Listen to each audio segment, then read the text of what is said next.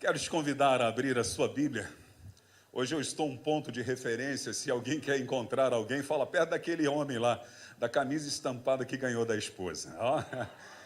É coisa boa, né? Aleluia. Só tem que dar umas camisas assim para o pastor, viu? Ele precisa, é isso, amém. Ezequiel, capítulo de número 9, versículo 4. Vamos entrar numa semana temática do nosso apacentar e preparado pelo nosso anjo da igreja, pastor sênior dessa casa, pastor Joel Estevanato, há mais de um ano atrás, que fala sobre o valor da indignação. E o texto base que vamos pensar nessa semana está no capítulo 9 de Ezequiel, por mais que entendamos que vamos passear por vários capítulos para entender o valor da indignação. Capítulo de número 9, versículo 4, diz assim: ele disse: passe pelo meio da cidade, pelo meio de Jerusalém, e marque com um sinal a testa daqueles que suspiram e gemem por causa de todas as abominações que se cometem no meio dela. Doce Espírito Santo, o Senhor está aqui nesta manhã.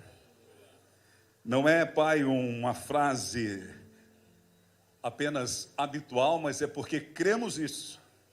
O Senhor está aqui. O Senhor conhece o coração de cada um que aqui está. Eu te peço, como tu falasse comigo através da tua palavra e ministrasse ao meu coração, que nesse momento, Senhor, eu possa compartilhar a tua palavra com a tua igreja. Responsabilidade essa, Senhor, que foi confiada através do anjo da igreja, e pesa sobre mim o temor e o tremor, porque eu mesmo de mim mesmo nada tenho. Não passo de um barro, mas sei também que sou um barro amassado para se tornar num vaso, e que nesta manhã, através do teu Espírito, sem nenhum tipo de mérito que tenho, eu possa ser um vaso para edificar a tua igreja, Senhor. E que os irmãos, quando retornarem para os seus lares, voltem, Senhor, com a tua palavra nos seus corações. E que esta palavra não seja apenas uma palavra de uma semana, mas por toda a nossa vida, entendendo o nosso valor, o chamado e aquilo que devemos fazer na nossa sociedade e na terra enquanto estamos aqui. Senhor, ensina-nos a ser um marco, ensina-nos a ser referências enquanto vivemos, até que a morte chegue, ou quem sabe o Senhor volte nas nuvens para arrebatar a sua igreja, que nesse tempo nós possamos fazer jus o teu reino e levar avante, Senhor, aquilo que o Senhor confiou exclusivamente a essa indestrutível e poderosa igreja do Senhor Jesus. Venha sobre nós. Eu oro na autoridade do nome de Jesus. A igreja diz: antes de você sentar, dá um sorriso para os dois irmãos que estão ao seu lado. E aí você sente-se, por favor, por favor. Graças a Deus. Amado, se tem uma coisa que a igreja não pode ser, é tão bonito falar isso e parece uma retórica apenas filosófica, de dizer que nós somos a igreja e fazemos parte da igreja de Jesus, que é indestrutível e poderosa. Isto é uma grande verdade, mas isso, se ficar apenas numa teoria, nada vale a pena. Até porque o evangelho e o cristianismo não é algo teórico, é prático.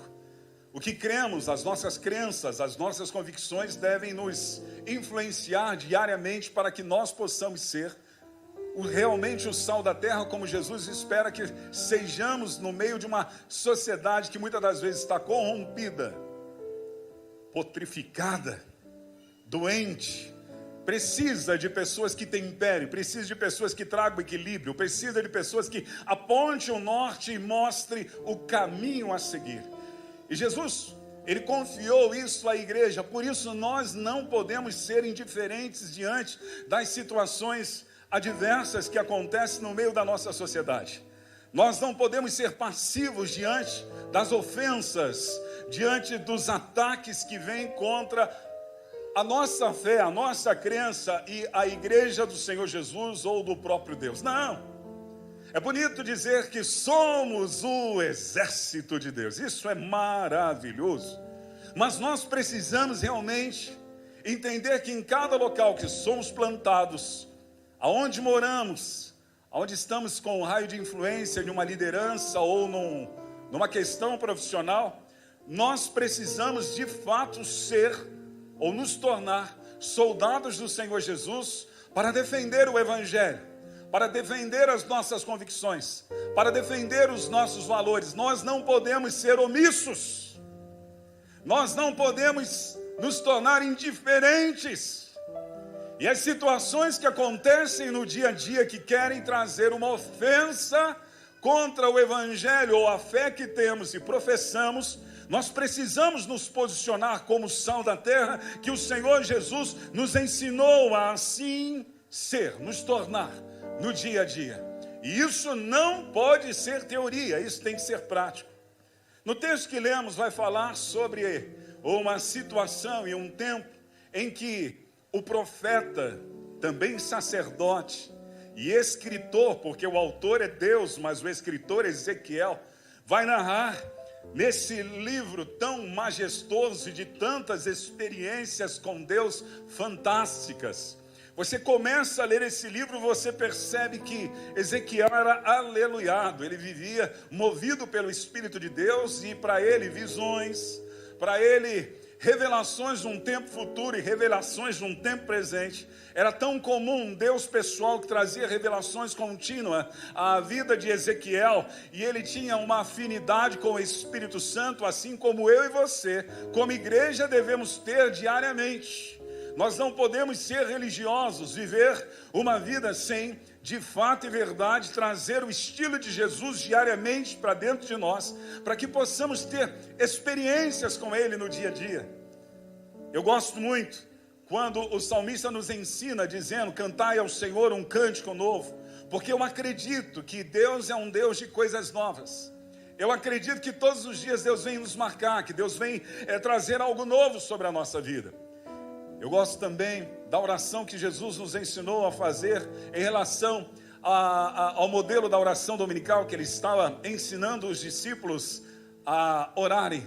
E quando ele fala sobre o pão nosso de cada dia que nos dá hoje, eu sei que eu já falei talvez umas 2 ou 3 vezes sobre isso, mas eu quero relembrá-los que Jesus ensina-nos a orar pelo pão nosso de cada dia. Seria muito fácil, Jesus poderia nos ensinar a orar pelo pão nosso de cada mês, pelo pão nosso de cada semestre, pelo pão nosso de cada ano, de cada década ou já pelo século. Mas Jesus ensina-nos a orar pelo pão nosso de cada dia, porque Ele deseja ser o nosso provedor cada dia. Ele deseja um relacionamento comigo e com você todos os dias. É a cada dia a provisão e o cuidado de Deus que vem através do fruto de uma intimidade pessoal com Ele. Isso é além da religião, isso é um estilo de vida que nós trazemos para o dia a dia. E Ezequiel é um homem desse, que tem uma experiência com Deus e que ele vive com Deus. Eu preciso dar uma introdução antes de entrar naquilo que quero ministrá-los nessa noite sobre Ezequiel. Ele foi um profeta do cativeiro ou exílio babilônico. Ele, na verdade, 130 anos depois que a Assíria vem sobre o Reino Norte e acaba aniquilando o Reino Norte, agora, 130 anos depois, Ezequiel é exilado pelos babilônicos e ele vai ser deportado ou levado cativo em 597 por Nabucodonosor, que levou também o rei Joaquim, um grupo de 10.000 pessoas, inclusive ele, Ezequiel. E ele é levado 11 anos antes de Jerusalém ser destruída e o reino sul, Judá, deixar de existir. Houveram 3 etapas que os babilônicos levaram para o exílio o povo de Judá. Em 734 a.C., alguns cativos, incluindo Daniel, você já leu o livro de Daniel e dos 3 outros rapazes e outros mais que foram levados para a Babilônia. Esses foram os primeiros que os babilônicos levaram.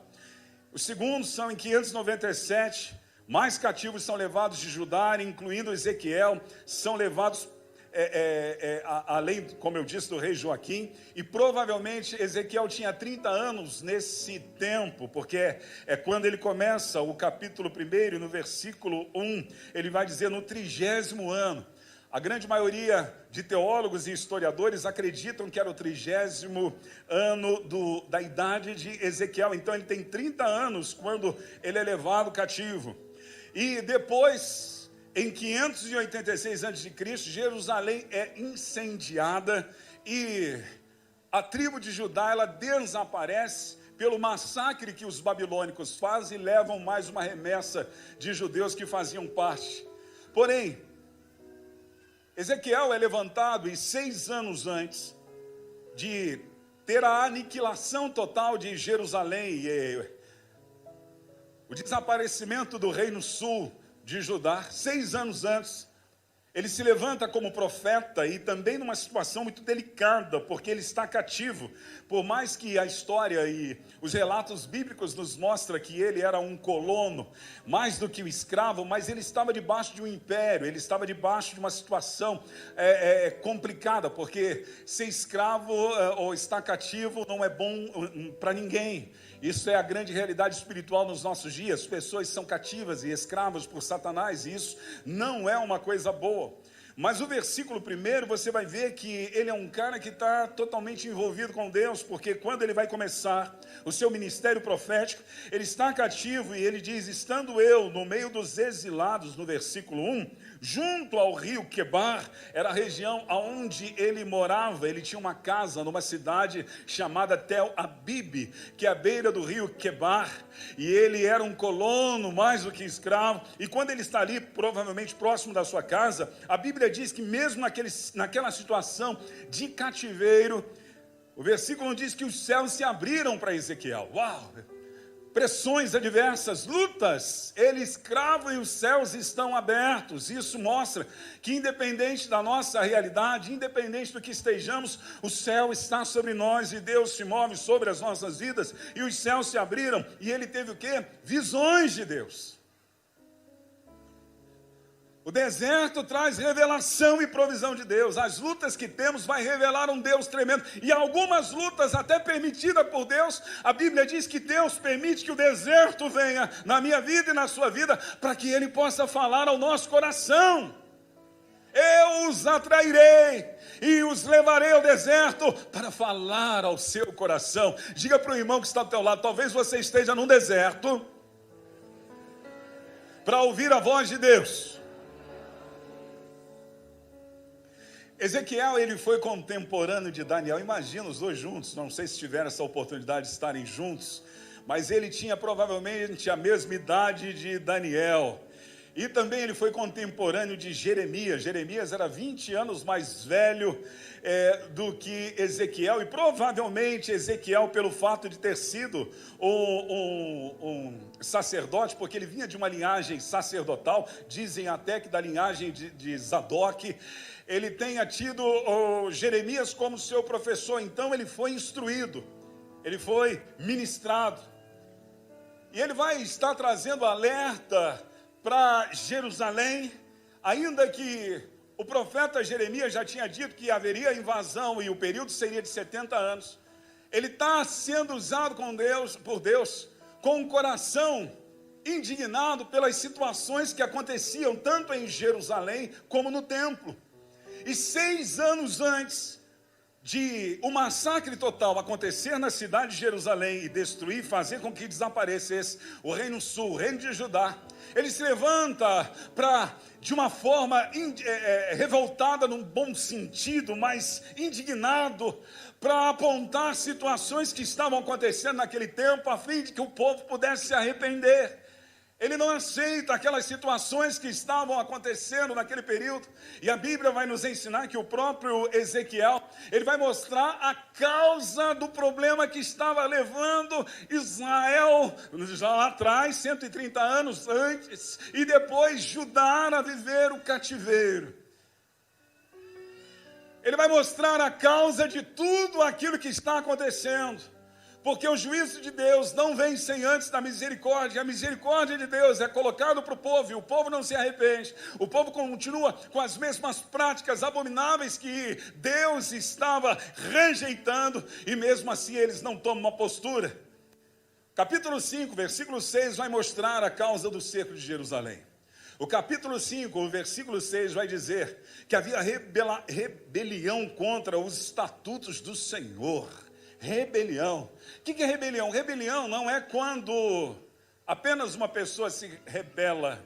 Rebelião é quando existe um montim levando a ser pelo menos duas ou mais, e acredito aqui uma multidão, contra os estatutos do Senhor, se rebelaram contra a voz de Deus.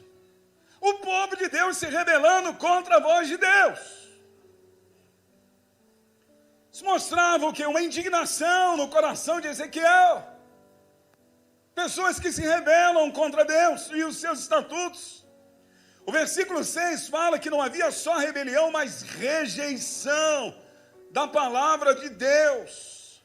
E ainda vai dizer que eles não andaram no direcionamento de Deus. 3 coisas só no versículo. Primeiro, rebelião. Segundo, rejeição. E terceiro, não andar no que Deus está dizendo. Isso mexeu no coração de Ezequiel, gerando uma indignação com eles, mas era Deus trazendo um alerta 6 anos antes, para que não acontecessem situações que viessem pesar sobre eles. No capítulo 5, versículo 10, vai dizer que havia prática pagã até de canibalismo. Aqueles homens e mulheres que diziam ser de Deus estavam com práticas pagãs. E dentre essas práticas pagãs havia a prática do canibalismo entre eles, porque eles absorveram costumes das nações.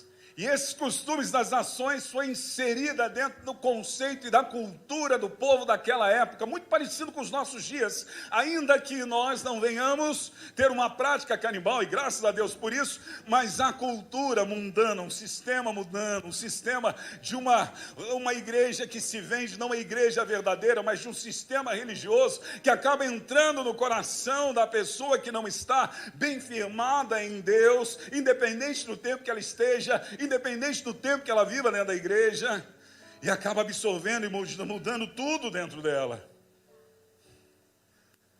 Não bastava apenas isso, além da prática pagã de canibalismo, no versículo 11 de Ezequiel 5, vai dizer que havia profanação ao santuário de Deus. Oh, meu irmão, eles estavam profanando o santuário. Lá nessa profanação do santuário, no próprio lugar onde Deus estabeleceu para a sua habitação, eles estavam adorando a uma certa entidade chamada Tamuz, e também com uma prática de idolatria, eles ainda estavam adorando o sol, aquele povo que dizia povo de Deus, eles estavam com essas práticas, e isso causava uma indignação no coração de Ezequiel. Aí você pode dizer, pastor, mas eu não adoro Tamuz, muito menos adoro o sol, como está lá em Ezequiel capítulo 8, versículo 6, versículo 9, versículo 12, versículo 14, versículo 16, falando dessas práticas idólatras. Mas muitas das vezes no nosso dia a dia, há situações que tomam o lugar de Deus. E tudo que toma o lugar de Deus na nossa vida passa a ser um ídolo. Há pessoas, ou existem pessoas, agora fiquei na dúvida, né? Existem? Obrigado. É isso aí. Que veneram mais pessoas do que o próprio Deus. As pessoas vêm antes de Deus na vida delas. Às vezes não adoramos o sol, graças a Deus por isso, nem Tamuz como eles faziam, nem profanamos com atitudes idólatras diante de uma imagem. Mas, no contexto hebraico, idolatria não é só prestar um verdadeiro culto a um Deus falso, mas idolatria também é você oferecer um culto falso ao verdadeiro Deus. E às vezes nós estamos sendo idólatras porque estamos reunidos como igreja e nós não estamos nem aí para Deus.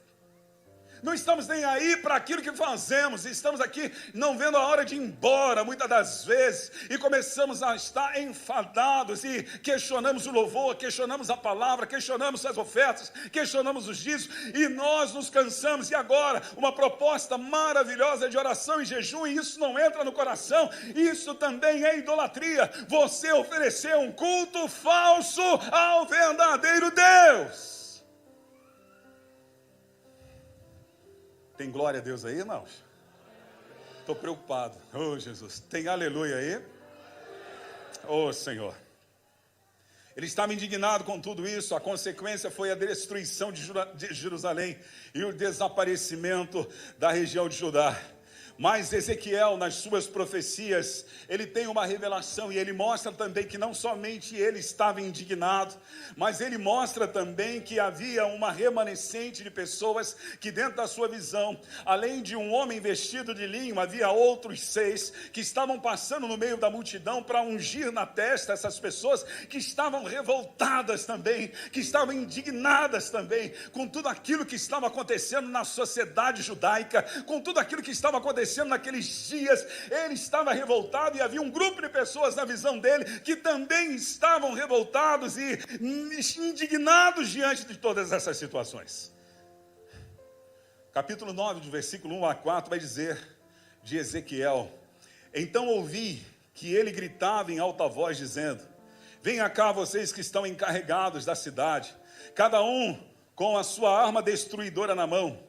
Eis que vinham 6 homens pelo caminho do portão superior, que dá para o norte, cada um com uma arma esmagadora na mão.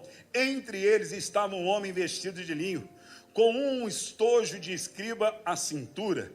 Eles entraram e se puseram junto ao altar de bronze. A glória de Deus, a glória do Deus de Israel se levantou do querubim, sobre o qual estava indo até a entrada do templo. E o Senhor clamou ao homem vestido de linho, que tinha o estojo de escriba à cintura, e lhe disse: passe pelo meio da cidade, passe pelo meio de São Paulo, passe pelo meio do Mandaqui, Lausanne Paulista, da Zona Norte, passe pelo meio de Jerusalém, e marque com um sinal a testa daqueles que suspiram e gemem, que são indignados, revoltados, por causa de todas as abominações que se cometem no meio das cidades, ou dessa cidade, no meio da nação. Passe e venha marcar com um sinal aqueles que suspiram, aqueles que querem algo novo de Deus, aqueles que querem um avivamento, aqueles que querem uma mudança, aqueles que não concordam com esse sistema, aqueles que não aceitam a profanação, aqueles que não aceitam a idolatria, aqueles que não aceitam a maneira que a sociedade está se portando. Essas pessoas, elas também estão indignadas. Então passe agora, marque com um sinal na testa, oh meu irmão, para que eles pudessem fazer a diferença no seu tempo, trazendo arrependimento ao coração daquela nação, ou daquela cidade. Pessoas revoltadas. O Senhor nos ensina que nós também devemos ser assim, como esses.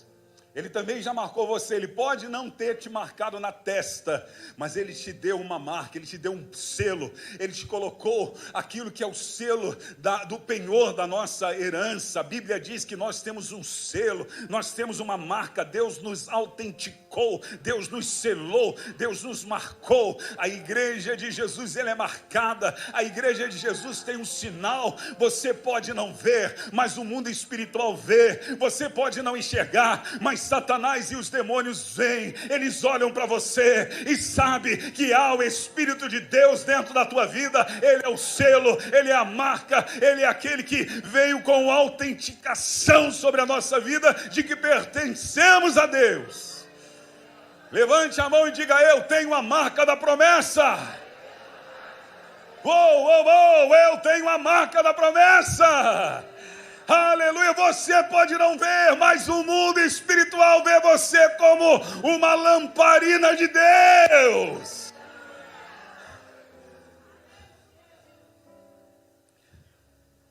Nós não podemos, da mesma forma, conformar-se com os nossos dias. E Deus, como no tempo de Ezequiel, tinha uma remanescente marcada e revoltada, no sentido de indignada com tudo aquilo que acontecia. Deus, nos nossos dias, através da marca da presença dEle, que é o Espírito Santo, Ele também tem os seus inconformados. Pessoas inconformadas, pessoas que estão indignadas com as coisas que acontecem no nosso dia a dia, pessoas que não aceitam, não só no aspecto da sociedade, no contexto ímpio, mas muitas das vezes no contexto religioso daqueles que se chamam evangélico, e no meio do evangélico tantas coisas têm acontecido, entre tantos escândalos. Eu gosto muito quando Jesus diz que é necessário que haja até os escândalos, mas para os justos se manifestarem, os justos vão se manifestar, porque no meio das situações adversas, nós precisamos entender que somos o exército de Deus, fazemos parte da poderosa e indestrutível Igreja do Senhor Jesus, e por isso somos o sal da terra. Paulo, quando escreve a sua carta à igreja em Roma, no capítulo 12, você conhece esse versículo, de cor e salteado, ele vai dizer, e não vivam conforme os padrões deste mundo. Outras versões, eu acho que a NVI vai dizer, e não vos conformeis com este mundo, mas deixes que Deus os transforme pela renovação da mente, para que possam experimentar qual seja a boa, agradável e perfeita vontade de Deus. Meu irmão, nós não podemos nos conformar, não se conforme com aquilo que tem acontecido nesses dias. Foi na quinta-feira, eu até falei sobre isso, sobre a questão que existe muitos falsos apóstolos, existem os falsos pastores, existem os falsos mestres. É um tempo de uma multiplicação e um fomentar de falsos, de pessoas negociando por interesses pessoais, o evangelho, e pregando um outro evangelho, às vezes dizendo até que a Bíblia precisa ser atualizada, porque ela não está atual. Meu irmão, ainda que existam os falsos, há uma remanescente. Se existe o falso profeta, é porque existe o verdadeiro profeta. Se existe o falso apóstolo, é porque existe o verdadeiro apóstolo. Se existe o falso pastor, é porque existe o verdadeiro pastor. Se existem pessoas que estão brincando com os dons do Espírito de uma forma falsa, há muita gente séria que ora, jejua, tem uma vida com Deus e usa o Espírito, é usado pelo Espírito Santo dentro dos dons espirituais. Tem muita gente séria. Você está dentro de uma igreja séria, comprometida com a palavra de Deus. Você está debaixo de uma cobertura de homens, e principalmente do anjo da igreja, que não se vende, que não se deixa levar por nada para transgredir a palavra de Deus. É aquilo que geralmente ele diz, custe o que custar, doa quem doer, mas a palavra será pregada da forma verdadeira, genuína, de acordo com o que ela diz, porque assim diz o Senhor.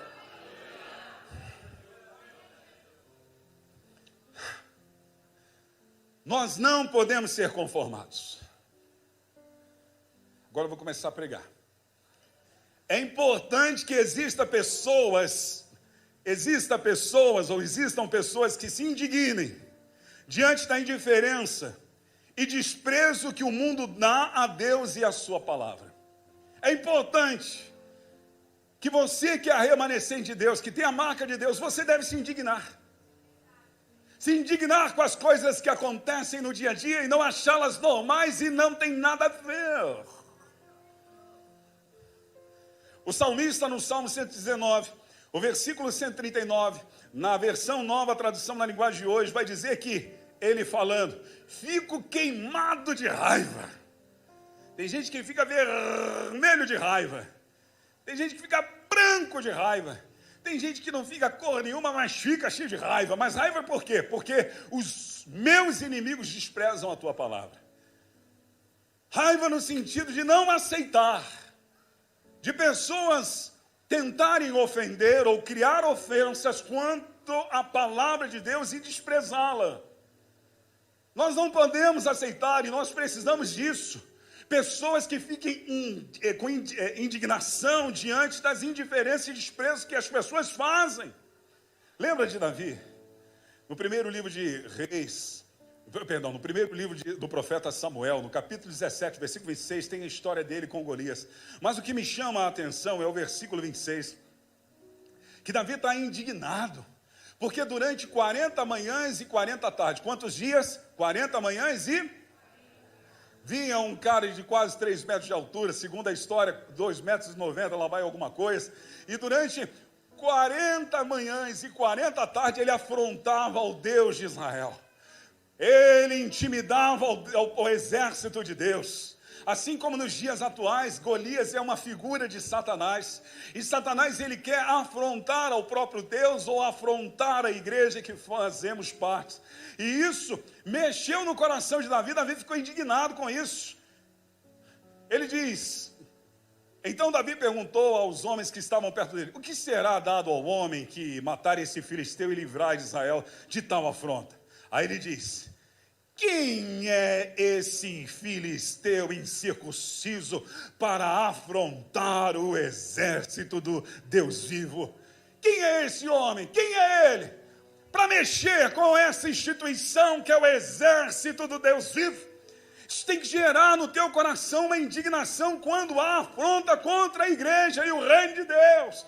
Ainda que Deus é o nosso juiz, ainda que Deus é aquele que tem um controle de todas as coisas, Ele colocou-nos aqui na terra para que nós sejamos o sal. E o sal só é sal no meio das situações potrificadas. A luz só é luz quando há trevas.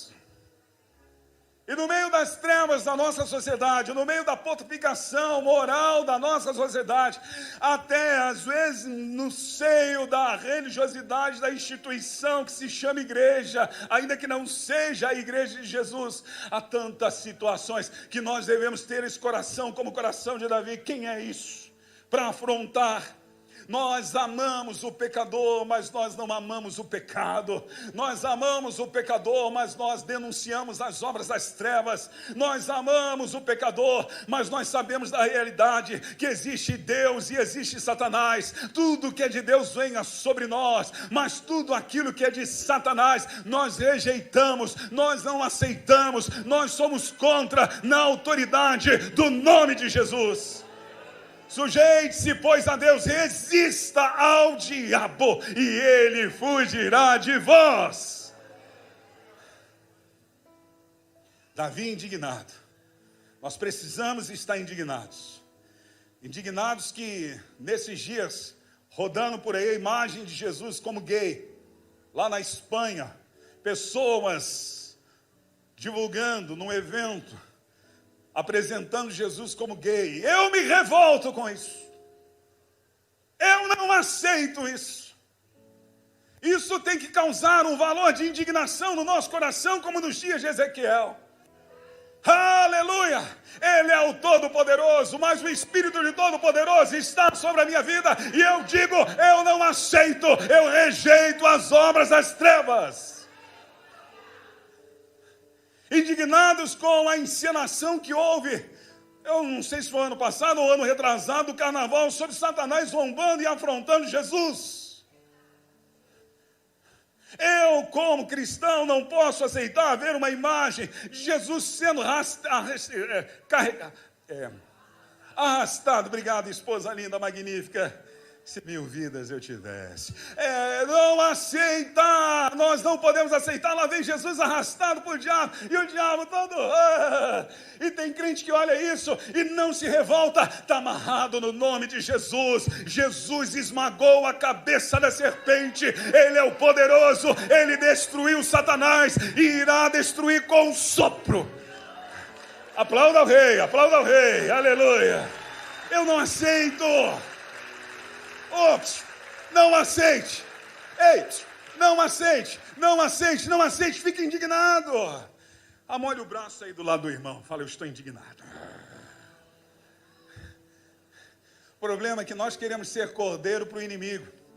E eu no início dessa ministração disse que Jesus ele é cordeiro para a igreja, mas para as batalhas ele é o leão da tribo de Judá. Oh, meu irmão, o leão intimida. A unção do leão da tribo de Judá está sobre você. Paulo escreveu ao seu filho Timóteo: Deus não nos deu um espírito de covardia, Deus nos deu um espírito de poder. Dentro de você é o espírito de poder. Você tem o espírito de poder. Poder para quê? Para repreender Satanás e as suas obras, para dizer a Satanás: sai! E ele tem que sair. Indignados com as pessoas que vivem uma cultura marxista, acreditando que a religião é o ópio do povo, como disse Karl Marx. Pessoas que se levantam para dizer: a religião não é o ópio do povo. O que Jesus veio trazer é mais do que religião, é um estilo de vida. E o que Jesus veio trazer não é o ópio. Jesus veio trazer a salvação. Porque somente Ele disse o que Buda não falou. Somente Ele disse o que Maomé não disse. Somente Ele disse o que Kardec não falou. Somente Ele disse: eu sou o caminho, a verdade e a vida. Ninguém vem ao Pai a não ser por mim. Segundo, tem fogo aí, irmãos? Deus está falando com você, diga aleluia, glória a Deus.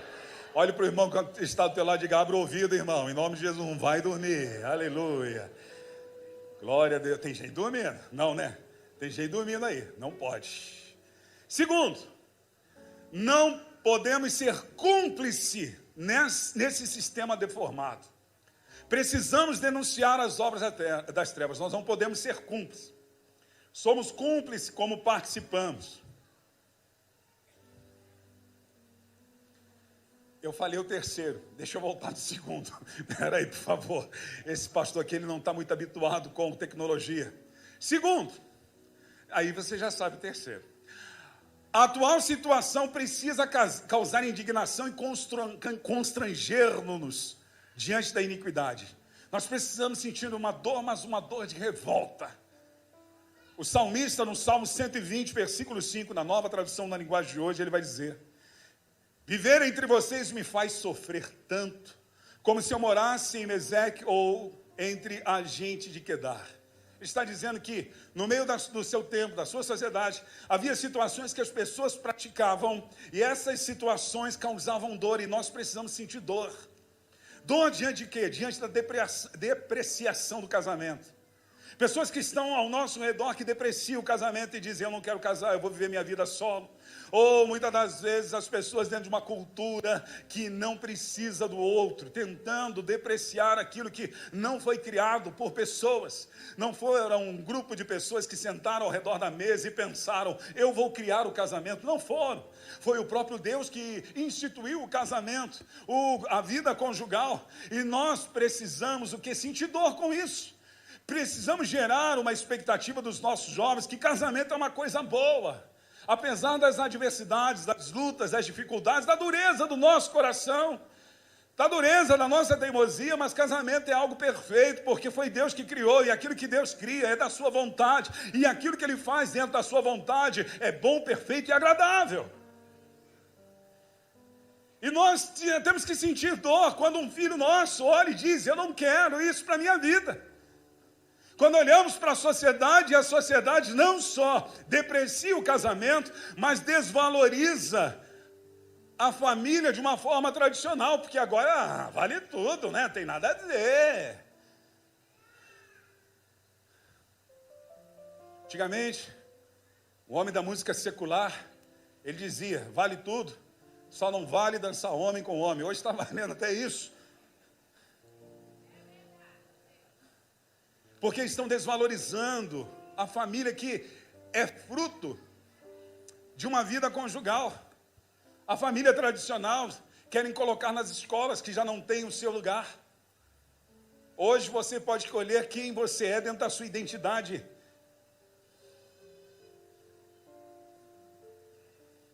Do seu gênero. Se você achar que é uma pedra, você é uma pedra. Se você achar que é um espelho, você é um espelho. Se você achar que é um gambá, um pouco espinho, você é. E você até pode casar com um da sua espécie. E nós precisamos sentir dor com isso. Sentir dor, por que sentir dor, pastor? Porque são criações do próprio Deus, o casamento e a família. A inversão de valores na identidade de gênero que Deus criou, meu irmão, Deus criou macho e fêmea, não criou coluna do meio. Deus criou macho e fêmea. O homem tem que ser homem, o homem tem que ser homem, o homem tem que ser homem, a mulher tem que ser mulher, a mulher tem que ser mulher, o homem tem que ser másculo, a mulher tem que ser fêmea, o homem tem que ser aquele cara, responsável, macho, que goste de mulher, e a mulher tem que ser fêmea, tem que ser meio eu falo para a Alessandra às vezes, uma mistura de patricinha com verinha, toda cheia de ninhinha. A mulher tem que ser assim, cheia de coisinha, cheia de coisa aqui na orelha, de um pendente, batom, toda feminina. A mulher tem que ser assim, e a mulher tem que gostar de homem. Não tem coluna do meio. Diga comigo, não tem coluna do meio. Diga para o irmão que está ao teu lado, não tem coluna do meio, meu irmão. Homem tem que chegar e falar, e aí, tudo bem? Nada de homem falando, ai, nada disso, meu irmão. Da mesma forma, a mulher tem que ser doce nas suas palavras, gentil, doce. A mulher não pode ser como um dia eu fui cumprimentar a mão de uma mulher, eu falei, eu até tenho voz grossa, né? Eu disse, olá, bom dia. Quando ela pegou minha mão, e aí, bom dia. Ela perguntou, tudo bem? Eu, tudo. Inversão de valores. Se você acredita que macho é macho e fêmea é fêmea, dá glória a Deus. Aleluia. Diga, os meus filhos são machos e fêmeas.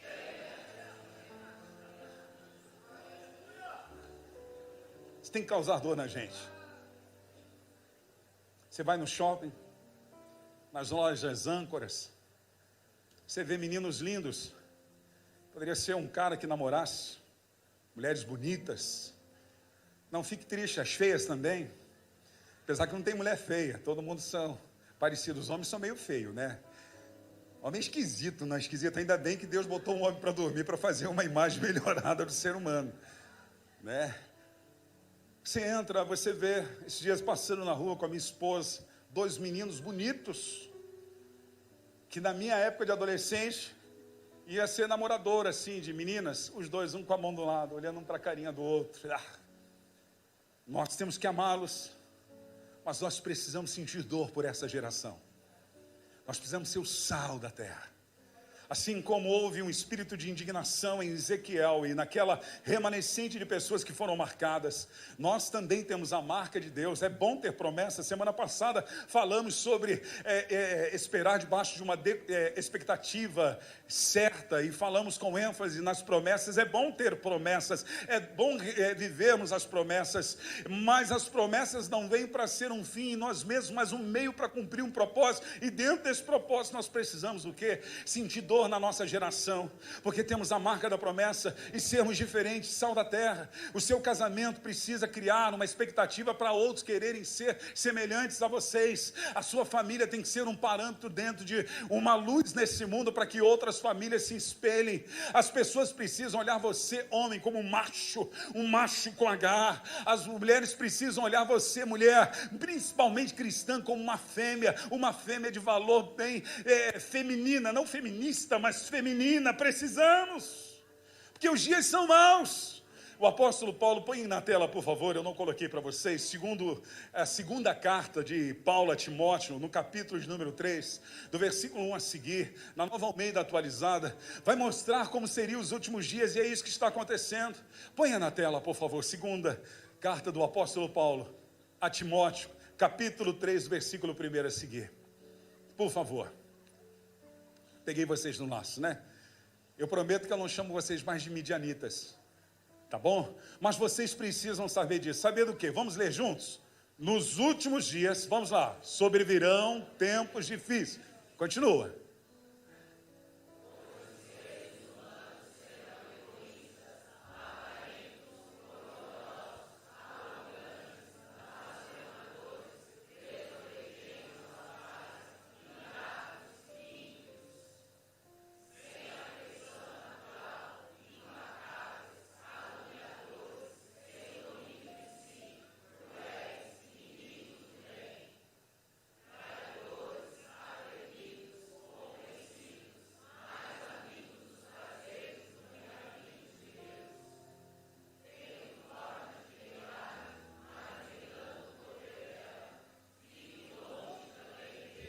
Você pode ficar longe dessas pessoas, mas você precisa ser uma referência na vida delas.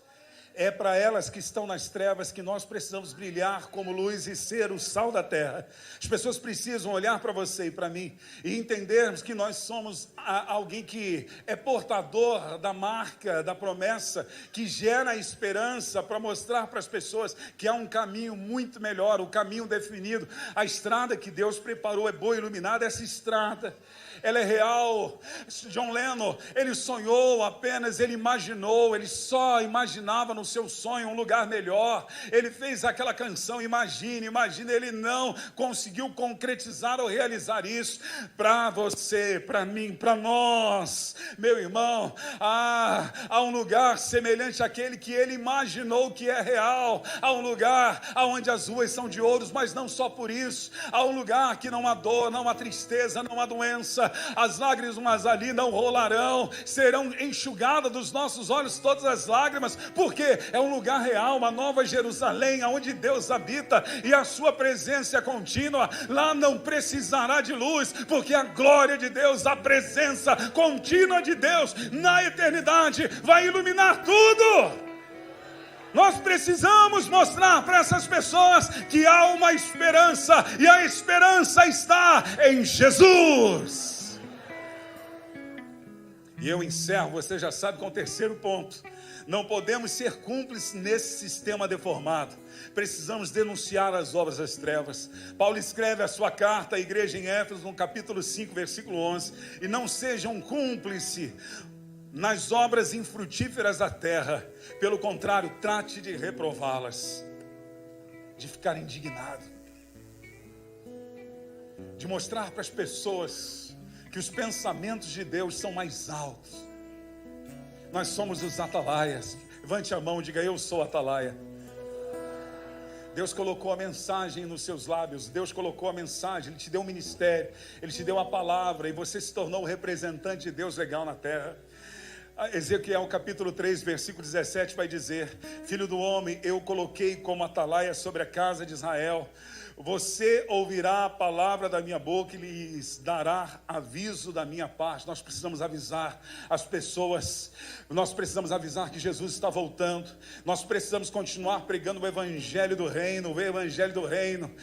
Hoje há uma mensagem apenas do bem-estar para o ser humano, hoje há uma mensagem apenas do que Deus pode te dar, hoje há uma mensagem de vem, os seus problemas serão resolvidos, ainda que eu creia que tudo isso seja a consequência do evangelho. Nós precisamos falar para as pessoas que a morte é uma realidade e a vida eterna só em Jesus. Não existe vários caminhos. Diga para a pessoa que você conhece, diga para elas que esse jargão popular está errado. Todos os caminhos levam a Deus. Não existe isso. Não são todos os caminhos que levam a Deus. Só há um caminho, só há um caminho, só há um caminho, só tem um mediador entre Deus e os homens, Jesus Cristo. Somente Ele é o caminho para a vida eterna. Oh, meu irmão, prepara-te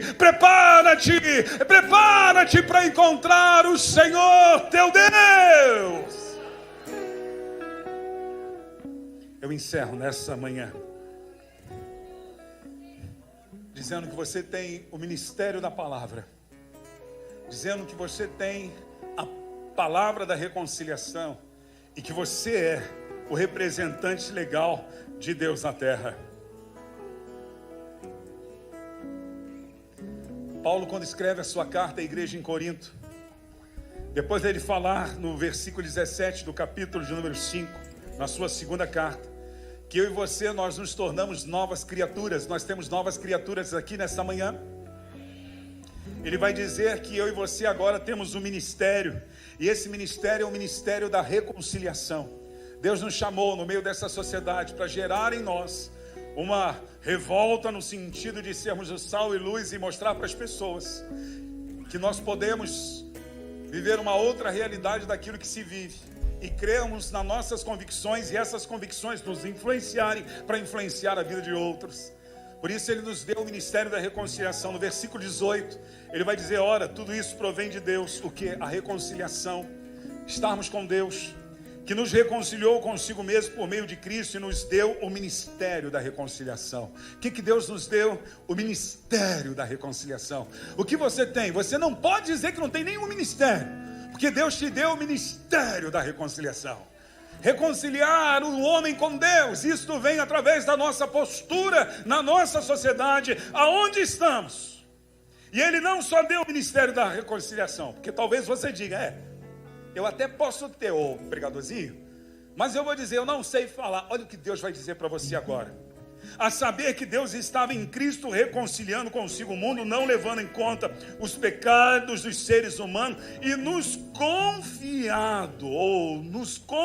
nos entregou, não só o ministério da reconciliação, mas a palavra da reconciliação. Então ele botou a palavra da reconciliação em você. Você não só tem o ministério da reconciliação, mas você tem a palavra da reconciliação. Eu não quero ser repetitivo, mas diga comigo: eu tenho o ministério da reconciliação. E diga comigo: eu tenho a palavra da reconciliação.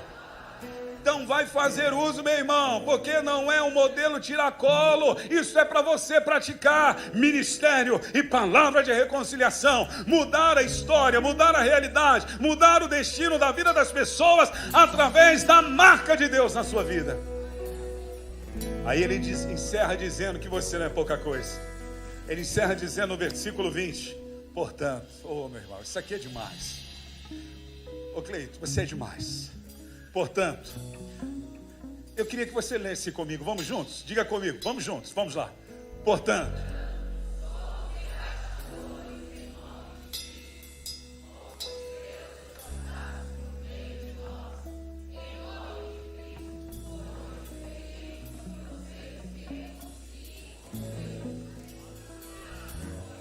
deixa eu perguntar uma coisa para você, só aqui à minha direita.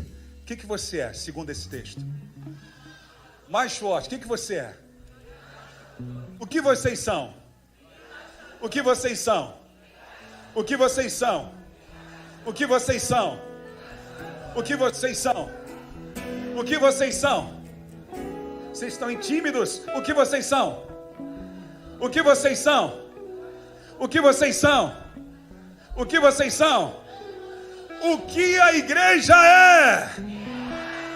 Se você crê nisso, faz barulho da glória a Deus, meu irmão. Se levante, vamos adorar ao Rei.